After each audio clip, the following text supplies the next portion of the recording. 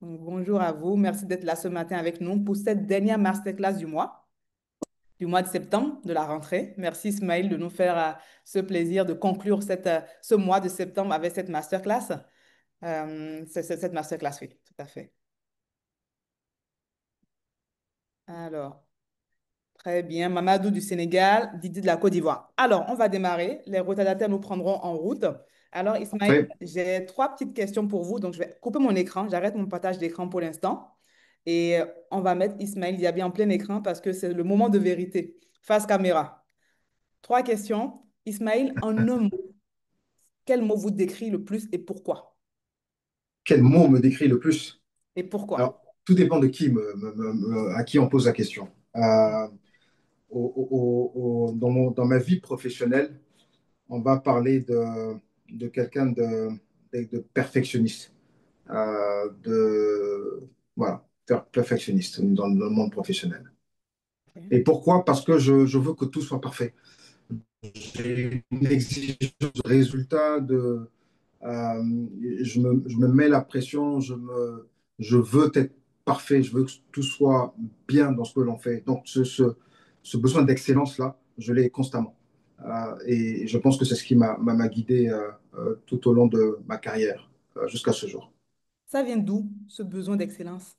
C'est inné ou on peut l'acquérir? Je pense qu'une partie vient de l'éducation également, parce que les parents ont toujours se sont toujours assurés que l'on soit bon dans ce que l'on fait.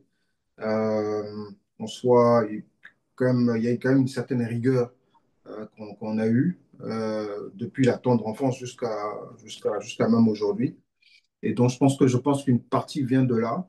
Et une partie vient également de quelques euh, échecs que j'ai pu avoir au début de ma carrière et qui ont fait que j'ai dû me ressaisir, me discipliner, avoir une exigence un peu plus forte vis-à-vis de moi-même. Hmm, Et donc, ça m'a suivi jusqu'à aujourd'hui. très bien. Deuxième question, Ismaël. Quelle est la principale leçon apprise durant votre parcours? Si vous devez retenir une leçon principale. Ah, je pense que c'est l'humilité. Humilité, humilité et euh, être bien vis-à-vis des autres. Je pense que c'est important. En anglais, on appelle ça likable. Mais il faut être bien vis-à-vis des autres, dans les personnes, dans la façon de diriger euh, et aimer les personnes avec lesquelles on travaille, que ce soit des partenaires, des collaborateurs, mais apprécier les personnes. Et je pense que si ces valeurs de respect, d'humilité, je pense que c'est extrêmement important. C'est ce qui m'a parti à guider là aujourd'hui. Très bien. Troisième question. Quel conseil C'était donnerez-vous pas à la troisième Ismaël? question là déjà? Non, là, c'est la deuxième. Ah, c'est la C'est que deuxième. Ok, d'accord. là, c'est la troisième question. Quel conseil donnerez-vous à Ismaël d'il y a 20 ans? Ouh, euh, Ismaël, il y a 20 ans. Il avait quel âge? Déjà, j'en sais déjà ça, c'est important à savoir. Euh, alors oui, à 20 ans, je sais où je sais quel âge j'avais. Alors, il y a Ouais. 20 ans, euh, je pense que j'ai déjà commencé à travailler. Donc, je vais plus repartir sur les bancs de l'école. Oui. C'est surtout croire en moi davantage. Prendre, prendre, parce que, alors, il y a 20 ans, à ce moment-là, je traversais un certain nombre d'échecs dans ma carrière, qui n'a même pas encore bien démarré parce que j'ai eu beaucoup d'échecs. Euh, je, en quatre dimensions. Dimension professionnelle, dimension familiale, dimension spirituelle, dimension personnelle. Et, et c'est à ce moment-là, donc à cet âge-là, donc 20 ans en arrière, que j'ai mis en place en fait tout le process que j'allais suivre prendre sur ces différentes dimensions-là pour arriver là où je suis aujourd'hui. Donc, je dirais qu'il y a 20 ans, ce que je changerais, c'est pas beaucoup de choses parce que je pense que j'ai pris les bonnes décisions à ce moment-là, il y a 20 ans, et c'est ce qui m'a amené progressivement à là où je suis aujourd'hui. Donc, je pense que c'était un très bon moment. On va dire un très bon moment en termes d'apprentissage et en termes de responsabilisation de ma personne par moi-même. Pardon. Mais c'est super. On n'a même pas démarré la masterclass, mais c'est super intéressant parce que, vous voyez, quand on parle des experts, on pense qu'on va venir vous parler, vous, Ismaël, en parlant de la banque, de la finance. Mais là, quand on prend du recul déjà, dès le début, ça fait la deuxième fois que vous répétiez, j'ai fait des erreurs plus jeunes. J'ai eu des échecs très vite. Et ensuite, à ce moment-là, on comprend que vous avez mis en place une matrice en 4 dimensions. Je ne sais pas si l'audience a déjà fait cet exercice, eux, de mettre en place une matrice en 4 dimensions Ouais, à ce moment-là. exactement, parce que j'avais travaillé dans un petit cabinet de consulting et on se remettait en question. Donc, c'était de prendre une feuille de papier et puis parler de soi, de ce que l'on a, ce que l'on est aujourd'hui, ce que l'on aspire à être dans les années à venir. Et moi, c'était la définition de ma mission de vie. Qu'est-ce que je veux que l'on retienne de moi quand je quitterai ce monde un jour, le plus tard possible, j'espère. Mais qu'est-ce que je veux qu'on retienne de moi? Et donc, c'est pour ça que il y a eu cette dimension en regardant ces différentes dimensions-là dans lesquelles nous sommes tous. Et je me suis focalisé sur la dimension professionnelle parce que j'ai eu un certain nombre d'échecs. Et, euh, pour moi, c'était qu'est-ce que j'ai envie d'être dans ma vie? Est-ce que j'ai envie de diriger une entreprise? J'ai envie d'être fonctionnaire? J'ai envie de travailler dans l'humanitaire? J'ai envie d'être entrepreneur? J'ai envie de. Voilà. Donc, savoir où est-ce que dans quel type de métier je voulais être? Est-ce que je voulais diriger des personnes ou pas? Où est-ce que j'en ai envie de le faire? Et quel était le timeline que je me donnais pour pouvoir arriver à là où je voulais être. Et C'est donc, ça. c'est comme ça que je me suis défini jusqu'à à pouvoir progresser, prendre des risques, prendre des risques. Ça m'a permis de prendre des risques et, Excellent. et ces risques ont été payants finalement. Super. On en apprend déjà beaucoup dans ce brise-glace. J'ai une dernière question. Si vous étiez un animal, ce serait lequel et pourquoi? Si j'étais un animal, ce serait l'aigle. L'aigle, L'aigle. ouais. Pourquoi? À cause de la perspective. Euh, la vue, l'aigle qui a une excellente vue, ce qui n'est pas mon cas avec mes lunettes. Mais l'aigle a de la perspective. Mais il sait également être très focus. Quand il a une cible, il sait foncer sur la cible et la loupe rarement. Donc c'est la perspective de haut, donc avoir une perspective d'ensemble, pouvoir définir quelle stratégie il va mettre en place. Et quand il sait exactement la cible qu'il veut atteindre, l'objectif qu'il veut avoir, bah, il fonce et finalement, enfin, il finit toujours en général à saisir l'objectif qu'il recherche. Parfait. Merci beaucoup, Ismaël, pour ces réponses très concrètes. Mesdames et messieurs, j'espère que vous avez bu ces paroles avec assiduité. Je résume Ismaël Diaby en 4 questions pour les personnes qui ont loupé le démarrage. Ismaël Diaby, c'est le perfectionniste. Perfectionniste parce qu'il a une forte exigence de résultats et un besoin d'excellence qui lui vient notamment de l'éducation et des échecs qu'il a rencontrés au début de sa carrière. Ismaël, c'est également l'humilité. C'est l'humilité et le fait d'être bien vis-à-vis de l'autrui, likable, comme on dit en anglais. Il s'est rendu compte durant sa carrière que pour arriver et pour diriger des gens, il faut aimer les personnes avec qui on travaille et c'est des valeurs qui sont ancrées en lui. Euh, S'il y avait un conseil que Ismaël donnerait au jeune Ismaël, ce serait de croire en lui davantage. Et pour arriver à prophétiser cette vision, il a une matrice en 4 dimensions, professionnelle, familiale, spirituelle et personnelle. Et c'est cette matrice qui l'ont aidé à avoir la réponse à sa question sur qu'est-ce que, qu'est-ce que sera ma mission de vie. Et enfin, si Ismaël Diaby était un animal, ce serait un aigle. L'aigle parce que la perspective macro, la perspective d'ensemble, et en même temps l'aigle parce que quand l'aigle a vu sa cible, il sait être focus, foncé pour attraper la cible. J'ai bien résumé, Ismaël? C'est bien ça, parfait. Je n'aurais pas dit mieux. Parfait. Et peut-être un petit mot sur l'initiative Entourage qui nous rassemble, Ismaël. Qu'est-ce que vous en pensez? Un petit mot dessus. Je pense que c'est une très très bonne initiative. C'est vrai qu'au au début, c'est vrai que j'ai un agenda qui est quand même relativement chargé, donc j'avais Oui. peur de ne pas pouvoir honorer un rendez-vous, mais j'ai regardé, j'ai observé, j'ai vu ce qui avait été fait, j'ai discuté autour de moi, et il y a sur 100 personnes, des personnes que j'ai interrogées, 100% ont été élogieux vis-à-vis d'entourage et de la mission d'entourage. Je pense que c'est important parce que autant on a progressé, j'ai pas peut-être eu la chance de pouvoir avoir des conseils quand j'avais quelques mentors ça et là que j'ai vus tout au long de ma carrière, mais je pense qu'apprendre recevoir de personnes est quelque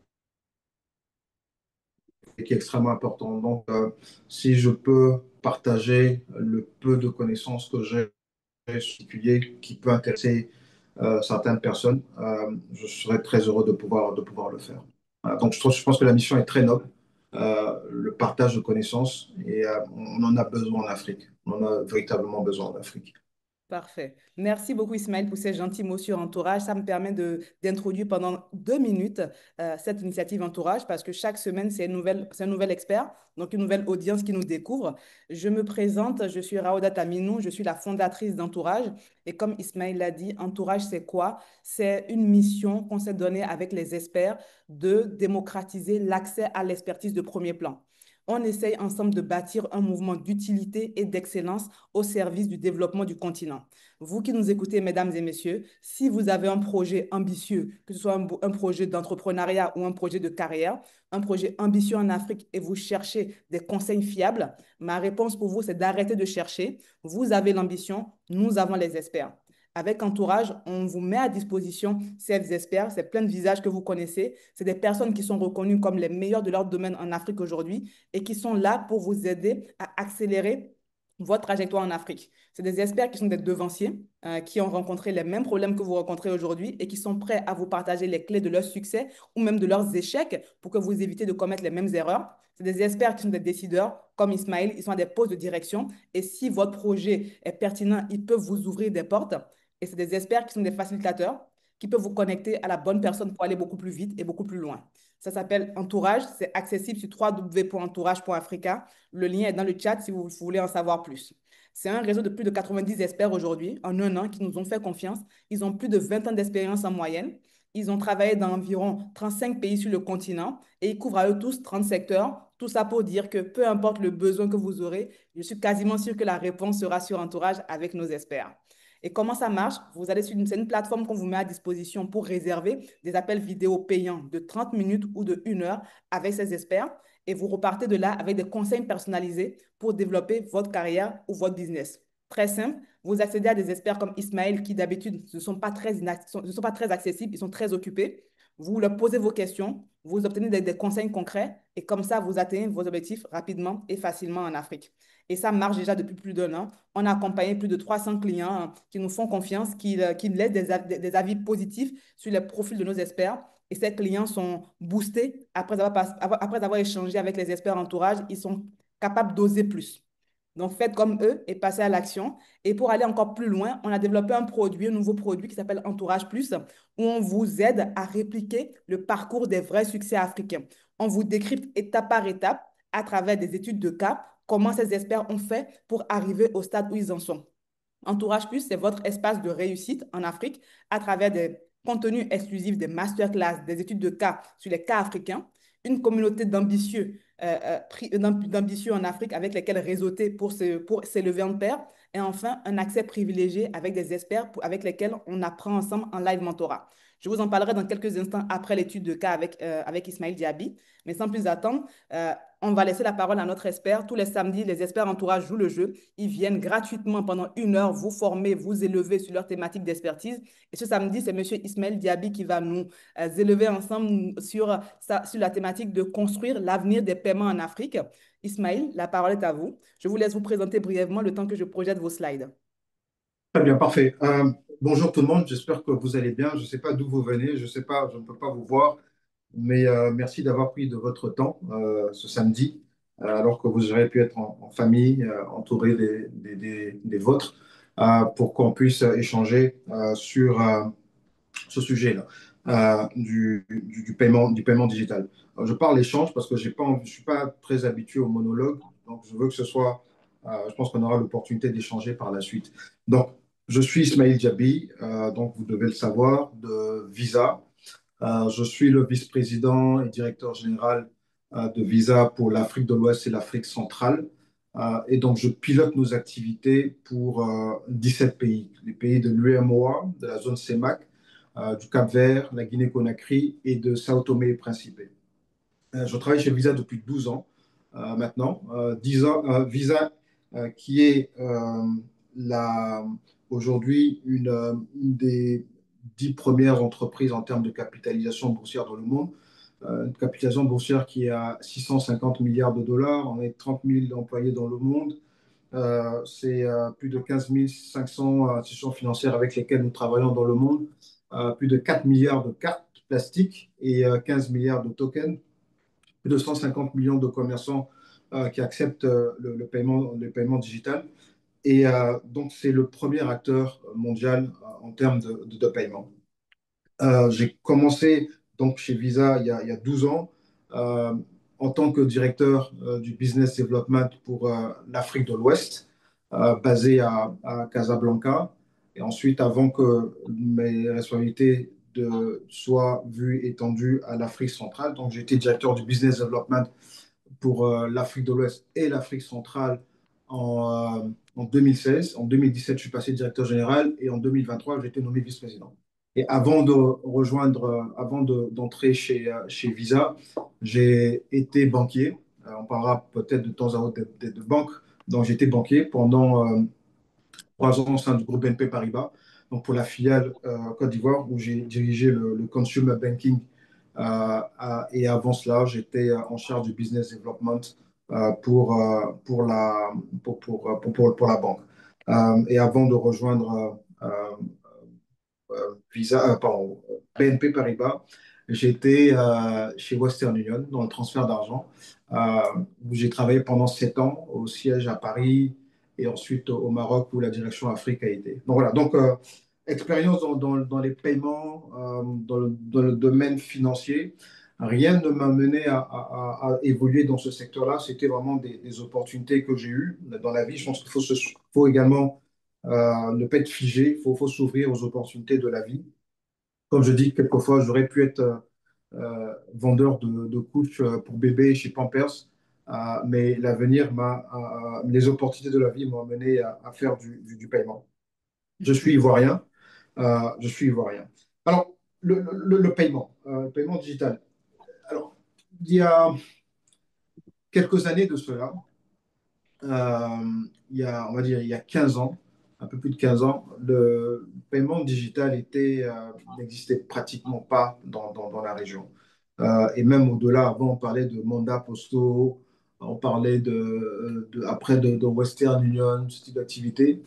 Et l'environnement des bancaires dans la région était essentiellement dominé par les banques françaises, qui étaient, je parle de la région que je dirige chez Visa. Et et les banques françaises étaient focalisées sur la clientèle corporate, l'État et l'élite on va dire les clients, on va dire premium. Donc les banques françaises à l'époque ne s'intéressaient pas vraiment aux clients lambda. Et donc les critères de recrutement étaient relativement stricts. Et à un moment donné, les banques panafricaines ont commencé à arriver dans la région. On parle d'Ecobank, UBA, et ont commencé à avoir une approche un peu plus ouverte vis-à-vis des clients, donc avec un recrutement de tout type de clientèle, notamment avec le prépayé auquel ils ont donné accès à des moyens de paiement faciles. Et le plus gros changement qu'il y a eu, c'était les opérateurs télécoms. Donc les Orange Money, etc. Parce que à cette époque, quand Orange Money démarrait, Ils ont démarré par le truchement de la BCC en Côte d'Ivoire. Et j'ai fait partie de l'équipe qui a travaillé à la mise en place des process entre Orange Money et la BCC. Donc, mais ces acteurs-là ont été ceux qui ont véritablement apporté la disruption dans les paiements dans notre espace. Les banques sont restées dans leur métier. Les opérateurs télécoms ont envahi les marchés. Euh, on n'y croyait pas trop, les gens n'y croyaient pas trop, mais comme on l'a vu pour le mobile qui s'est très vite adopté par l'ensemble des populations, le mobile money également, qu'on appelle aujourd'hui mobile money, et a également su conquérir nos différents marchés. Alors aujourd'hui, Visa a toujours eu pour clients traditionnels les banques. Donc on est sur du business to business. C'est-à-dire que le client tel que vous et moi, on n'est pas client de Visa. Les clients de Visa sont les banques, ce sont les premiers clients de Visa, donc les banques essentiellement. Donc, Monsieur Landa, qui est client de la banque, n'est pas client de Visa. Donc, toutes les activités que l'on mène, que l'on développe, sont pour les banques, afin que les banques les proposent à leurs clients. Donc, depuis quelques années, depuis 10 ans maintenant, on assiste à un changement qui est poussif des banques dans la digitalisation, dans l'accélération de la bancarisation des populations. Mais on n'est pas arrivé au niveau auquel on souhaiterait arriver. Quand je dis on n'est pas arrivé, Visa et les banques. Et ce qu'on a fait, parce que ouvrir un compte, à l'époque, c'était on ouvre un compte et on attend que le client demande à avoir une carte. Alors que dans d'autres parties du monde, un compte est égal à une carte, ce qui n'était pas systématique dans les banques. Ce qui a fait que le taux de pénétration de la carte dans la région n'a pas été aussi fulgurant que dans d'autres marchés. Mais en revanche, le taux de pénétration du mobile, de paiement mobile dans la région a été tout autre parce que les opérateurs télécoms ont eu une stratégie extrêmement agressive, intelligente et qui leur a permis d'être là où ils sont aujourd'hui. Alors, quand j'ai ouvert Visa en 2017 à Abidjan, euh, j'ai eu un certain nombre j'ai eu une feuille de route. La feuille de route était de travailler à diversifier nos partenariats. Euh, C'est-à-dire travailler de plus en plus avec de nouveaux acteurs, les telcos, les opérateurs télécoms. Donc, on a commencé à travailler avec les opérateurs télécoms parce que ce sont eux qui avaient le marché, donc il fallait qu'on travaille avec eux. On a commencé également à travailler de plus en plus avec les fintechs, qui étaient des acteurs que l'on ne connaissait pas. Et on a travaillé à pouvoir faire de telle sorte que les banques et ces acteurs-là puissent collaborer. Pourquoi cela? Parce que ces acteurs-là, opérateurs télécoms et fintech, sont obligés de travailler par les banques, de par la régulation, pour pouvoir faire des transactions à l'international. Alors, pourquoi est-ce que je parle de l'international? Et là, je vais arriver au sujet de la régulation. Il faut savoir qu'entre 2015 et 2018, enfin, en 2015, la Banque centrale a pris la décision que Visa ou Mastercard ou autres ne devraient plus opérer dans la région. C'est-à-dire une transaction entre la Côte d'Ivoire et le Sénégal, même si la carte est Visa, Visa ne voit pas cette transaction. Cette transaction-là, elle est opérée par un de nos partenaires qui est le JMUMOA, et donc Visa ne voit pas cette transaction. Donc, du coup, Visa était cantonné aux transactions à l'international. Et c'est ce sur quoi nous nous sommes attelés avec nos banques partenaires et faire de telle sorte que quand une carte sort de l'espace UMOA ou de l'espace de la CEMAC vers l'international, cette carte est capable d'opérer. C'est pendant cette période également qu'on a commencé à parler de e-commerce. L'e-commerce n'existait pas dans notre région. Je pense que j'étais le premier à avoir fait signer une licence de e-commerce dans la région pour que les commerçants de la région commencent à accepter le paiement digital. Donc, les choses se sont faites progressivement, se sont mises en place progressivement, mais mais pas de la manière que Visa, un acteur tel que Visa l'aurait souhaité. Euh, et, et ce, malgré le fait qu'on ait tous les potentiels dans la région, notamment en termes de fintech, de banques, etc.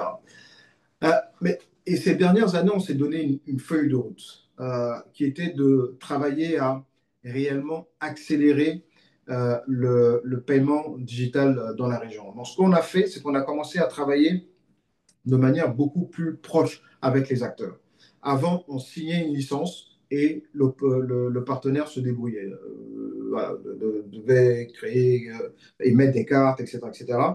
Mais ce que l'on fait depuis un certain nombre d'années, c'est d'accompagner les différents acteurs du paiement, les banques avec lesquelles on signe des partenariats stratégiques, où Visa vient apporter de l'ambition à la banque en apportant de la technologie, en apportant du support marketing, en finançant un certain nombre de projets que la banque a pour pouvoir accélérer son activité.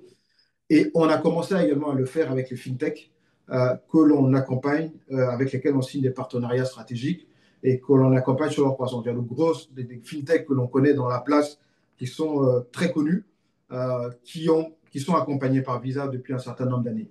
Il y a des opérateurs télécoms également qui ont commencé à être accompagnés par Visa dans la région. Donc, aujourd'hui, il est important pour nous que tous ces acteurs-là soient équipés de la façon la plus efficace possible pour pouvoir adresser le gros challenge de Visa, qui est l'utilisation du cash. Il faut savoir qu'aujourd'hui, 95% des dépenses de consommation des ménages est effectué toujours en monnaie fiduciaire, en cash. Donc, mon plus gros concurrent aujourd'hui, ce n'est pas Orange, ni MTN, ni Wave, ni les banques. Mon plus gros concurrent aujourd'hui, c'est le cash. Donc, ce que nous sommes en train de faire depuis quelques années, c'est de pouvoir, en anglais, on appelle enable, euh, permettre à l'écosystème d'être équipé pour pouvoir faire de telle sorte que les clients entreprises, les clients toutes petites entreprises, des petits commerçants, les individus tels que vous et moi, euh, arrêtions progressivement ou baissions notre utilisation du cash et passions au paiement digital. Un autre sujet que nous avons également adressé à ce moment-là, c'était les gouvernements. On sait quelle est l'importance des gouvernements dans notre espace et on a voulu utiliser les gouvernements comme étant des lead by example. Euh, et on a commencé à travailler en mettant en place un certain nombre de partenariats avec des gouvernements. Donc, on a commencé par la Côte d'Ivoire, dont on a voulu faire le laboratoire avant de pouvoir aller sur d'autres marchés. Donc, en Côte d'Ivoire, on a travaillé, par exemple, à pouvoir faire de telle sorte que les agriculteurs, parce que c'est un problème pour le ministère de l'Agriculture, les agriculteurs du cacao soient équipés de solutions d'acceptation de paiement Visa pour éviter qu'il y ait des vols lors des périodes de récolte. On a travaillé à pouvoir faire de telle sorte que les agents de l'État, en partant en mission, ne puissent plus avoir du cash pour aller dans les hôtels, etc., payer, mais qu'ils puissent avoir un moyen de paiement digital. Et on a travaillé sur d'autres projets dans d'autres pays pour faire de telle sorte que les cartes d'assurance, l'assurance maladie, soient également une carte Visa pour qu'ils puissent accepter le paiement et pouvoir payer. On a des sujets sur l'accélération de l'acceptation de paiement par les commerçants. Donc, il y a eu pas mal de sujets qu'on a adressés au niveau des États, même si on a encore pas mal à adresser, notamment au niveau du transport, au niveau du e-digital wallet, e-digital, qui devra devenir un e-digital wallet, comme on a su le faire dans des pays tels que le Kenya. Donc aujourd'hui, c'est vraiment pour nous de travailler à accélérer l'acceptation de paiement, faire de telle sorte que tout commerçant dans la région puisse accepter le paiement digital. Donc, mais pour accepter le paiement digital, il y a encore quelques freins. C'est de faire de telle sorte que euh, un, le moyen d'accepter euh, soit un coût bas. Donc, on parle d'innovation, on parle d'utiliser le QR code, on parle de ce qu'on appelle le pay by link, de pouvoir payer par lien. On parle du tap to phone et transformer le smartphone du commerçant en moyen d'acceptation de paiement. On parle également de e-commerce, faire de telle sorte que ces commerçants puissent élargir leur base client. On parle également de la dématérialisation des cartes aujourd'hui. On parle de transformer la carte plastique que l'on a aujourd'hui en carte digitale. Vous allez voir que dans les prochains mois, dans les prochaines années, on parlera de plus en plus d'avoir le téléphone, enfin la carte dans le téléphone pour pouvoir payer. Euh, et ceci parce que, un, ça crée trop de friction, le plastique. Le plastique nous a beaucoup aidé, nous continue à nous aider. Mais en termes de délai de livraison de la carte, je sais qu'il y a beaucoup de clients qui se plaignent de ne pas avoir leur carte à temps. En termes de facilité d'utilisation, on a beaucoup plus de chances d'avoir son téléphone entre les mains, son smartphone entre les mains, que d'avoir une carte plastique. Donc, pour cela, il y a un certain nombre de défis qu'on doit quand même adresser. Le sujet du coût, on doit adresser le sujet du coût, le coût pour payer. Il faut qu'on arrive à démocratiser l'accès. Et c'est l'innovation qui va le permettre. Donc, je parlais de la digitalisation. Donc, c'est fait qu'il n'y aura plus à payer une carte à 5 000, 10 000, mais à payer une carte à un prix plus bas. Et ça, je parle sous le contrôle de mes amis banquiers ou partenaires. Euh, il y a un autre sujet également, c'est le sujet du risque. Le sujet du risque on doit adresser, faire de telle sorte que les gens aient de plus en plus confiance lorsqu'ils transactent. Et pour ça également, il y a d'énormes investissements que nous consentons depuis de nombreuses années afin de pouvoir faire de telle sorte que les transactions qui sont opérées en ligne ou en présentiel soient le plus sécurisées possible. Et nous y travaillons avec nos différents partenaires. Nous équipons nos partenaires là-dessus. L'autre sujet, c'est l'interopérabilité. On parlait beaucoup de close loop pendant des années. Orange ne peut envoyer qu'à Orange, MTN ne peut envoyer qu'à MTN, et ainsi de suite. Et nous sommes très heureux de l'interopérabilité qui est mise en place dans l'UMOA par la Banque centrale.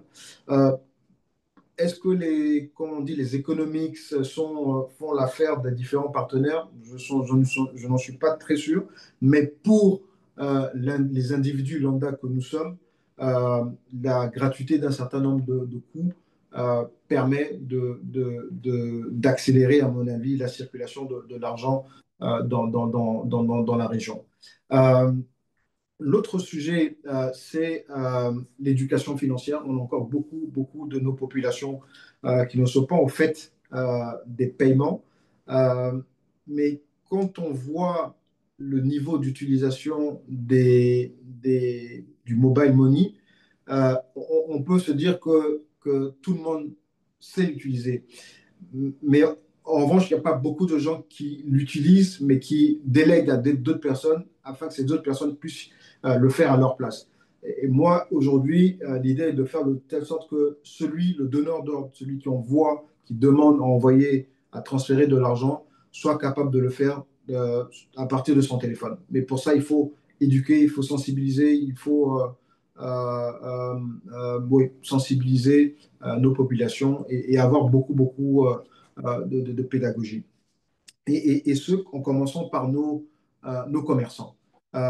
Nos commerçants dans la région aujourd'hui acceptent beaucoup le cash euh, parce que c'est beaucoup plus facile, parce que ils sont dans l'informel et ne veulent pas avoir à payer des taxes, parce qu'ils n'ont pas confiance.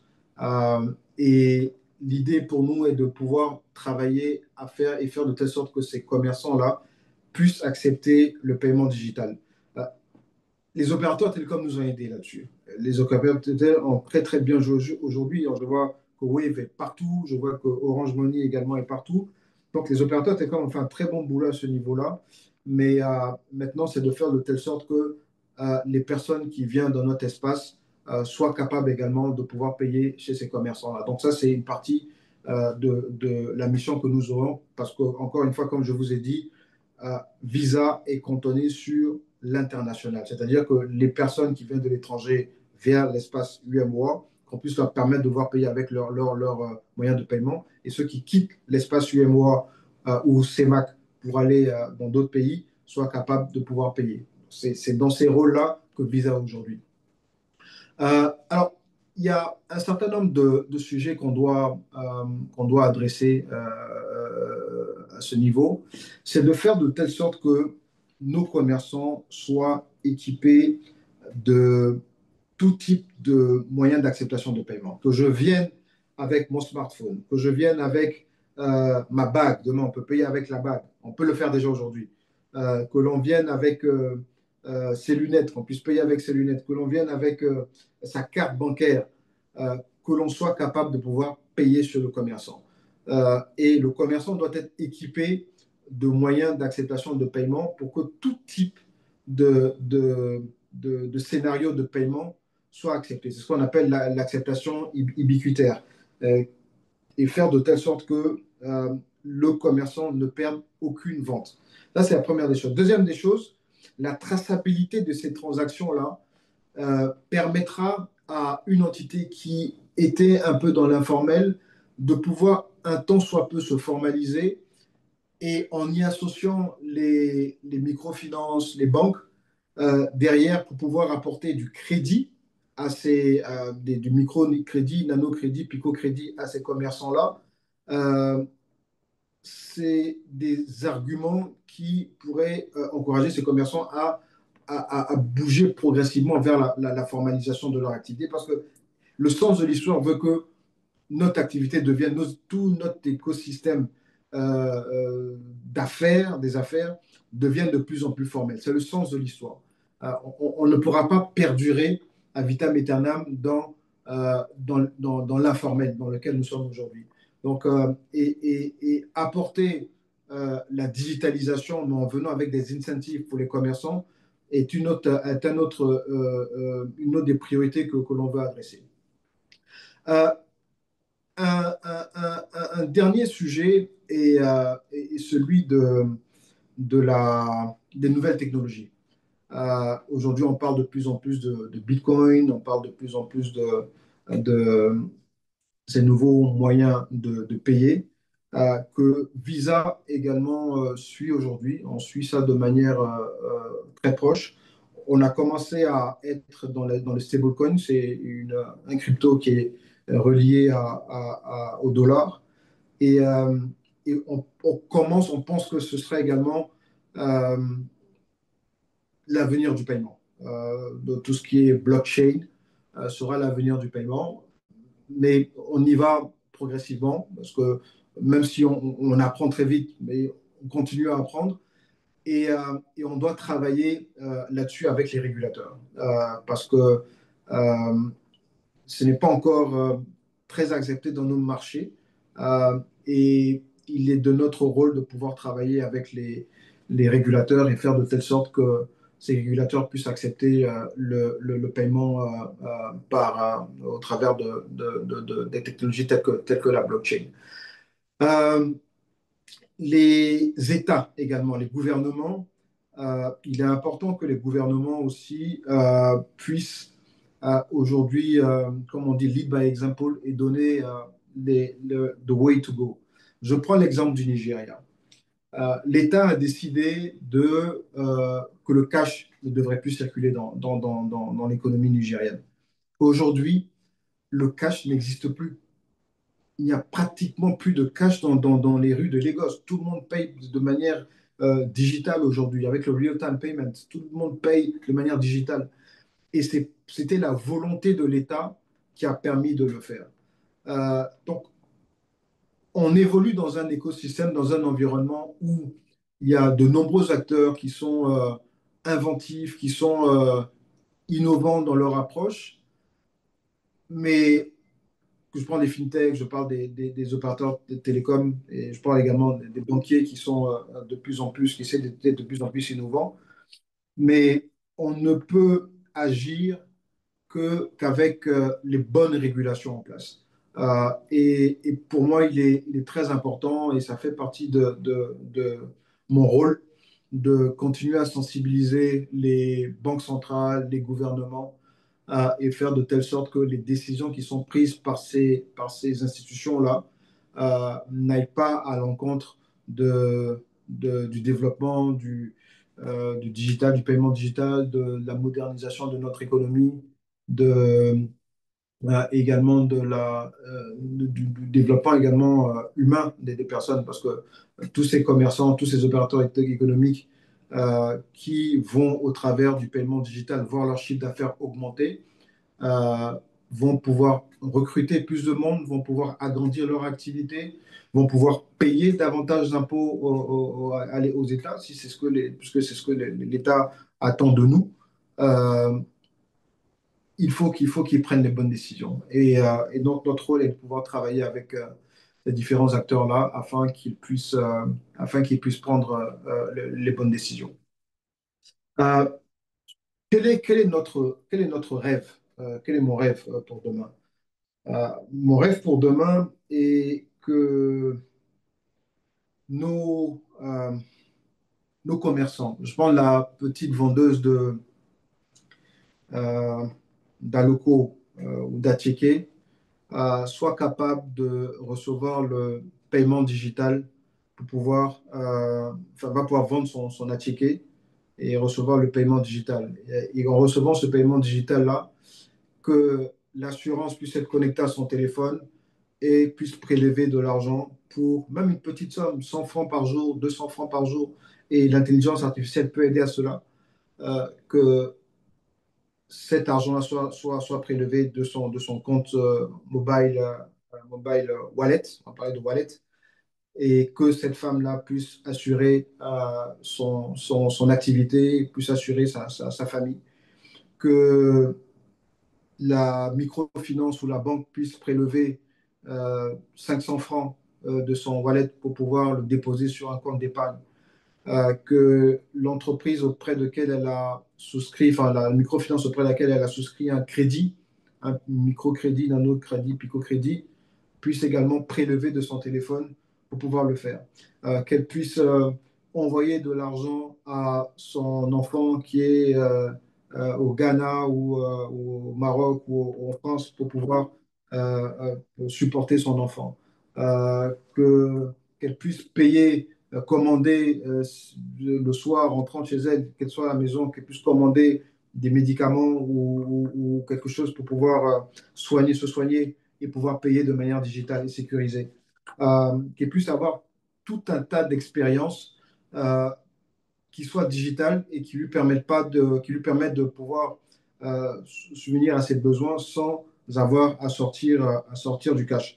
Et je ne parle même pas d'investissement, pouvoir permettre à cette femme de pouvoir payer une obligation d'État émise par un État quelconque, de pouvoir investir, de pouvoir payer une action en bourse à partir de son téléphone. Donc, le digital va pouvoir aider à résoudre le paiement déjà va pouvoir, permettre de pouvoir résoudre tellement de problèmes qu'il est important un, que les différents parties de l'écosystème travaillent ensemble, parce qu'il y a de la place pour tout le monde. Que deux, les États et régulateurs prennent les bonnes décisions. Et il est de notre rôle de rassurer, parce que ces acteurs-là travaillent pour nous sécuriser, pour nous protéger. Mais il faut également qu'on partage ce qui se fait à travers le monde et que les bonnes décisions soient prises par ces différents acteurs. Et pour nous, Visa, nous, on a la porte ouverte. On veut travailler avec tout le monde. On veut travailler avec les banques. On veut travailler avec les opérateurs télécoms. On veut travailler avec les fintech. On veut financer leurs projets. On veut les supporter. On veut tous ces acteurs-là. Et je porte également cette ambition de support au niveau des États également. Nous supportons quelques États dans leur feuille de route digitale. Euh, et au dernier niveau, c'est la velléité également d'investir. Non, je parle de support, mais je parle également d'investir. C'est-à-dire qu'on on a des programmes qu'on développe, notamment pour les fintechs, afin de les aider à pouvoir monter qu'on appelle progresser et scale up, comme on dit en anglais. Et à un moment donné, on a pour velléité également de pouvoir investir, comme on le fait dans différentes parties du monde, investir dans ces entreprises-là et les aider à pouvoir grandir, à pouvoir progresser. Euh, voilà, donc c'est ce que je voulais partager avec vous.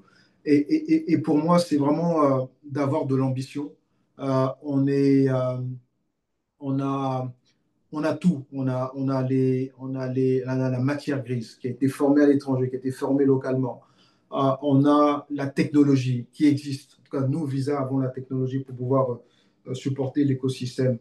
On a énormément de jeunes, brillants entrepreneurs qui viennent avec des solutions et qui bluffent et qui ont tout simplement besoin de support pour pouvoir accélérer leur activité. Et on a des États, des régulateurs qui veulent nous protéger, mais qui ont besoin de comprendre. Et, et notre rôle, c'est de pouvoir travailler avec l'ensemble de l'écosystème afin de pouvoir faire de telle sorte que ce rêve-là que j'ai puisse se réaliser demain. Je ne sais pas à combien de temps j'en suis. Ah, j'ai pas coupé parce que c'était intéressant. C'était totalement intéressant. Je sais pas, Ismaël, si vous voyez passer les pouces, les cœurs Ouais, je vois. que Merci. l'audience envoyait.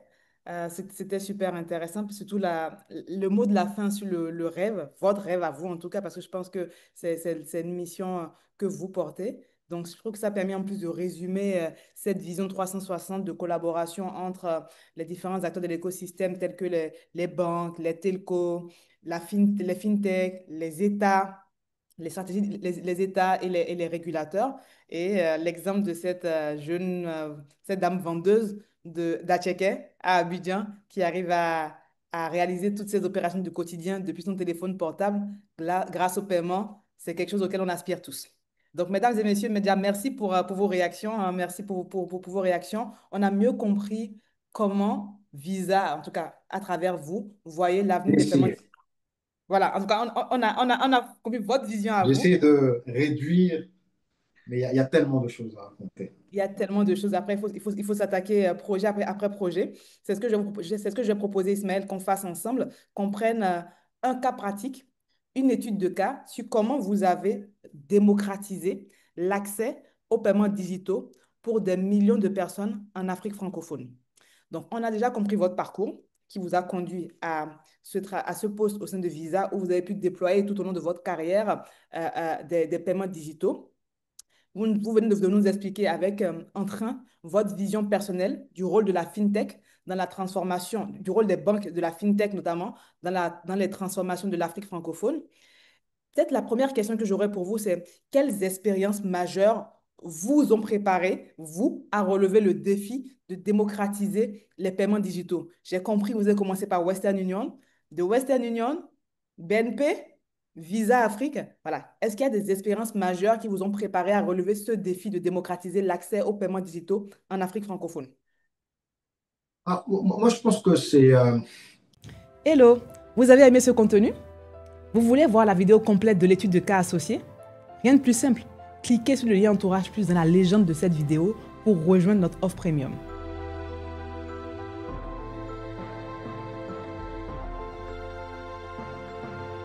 Avec Entourage Plus, dorénavant, vous accédez au replay complet des masterclass, les études de cas réels, les plans d'action, les outils pratiques de nos experts. Vous avez également accès à notre communauté privée pour des connexions stratégiques avec des professionnels ambitieux comme vous. Vous avez également accès aux sessions de mentorat live, un petit comité avec nos experts pour leur poser vos questions et bien d'autres avantages réservés uniquement à nos membres premium. Ne restez plus spectateurs. Passez à l'action dès maintenant avec Entourage Plus et donnez un vrai coup d'accélérateur à votre carrière ou à votre business en Afrique. On vous attend de l'autre côté.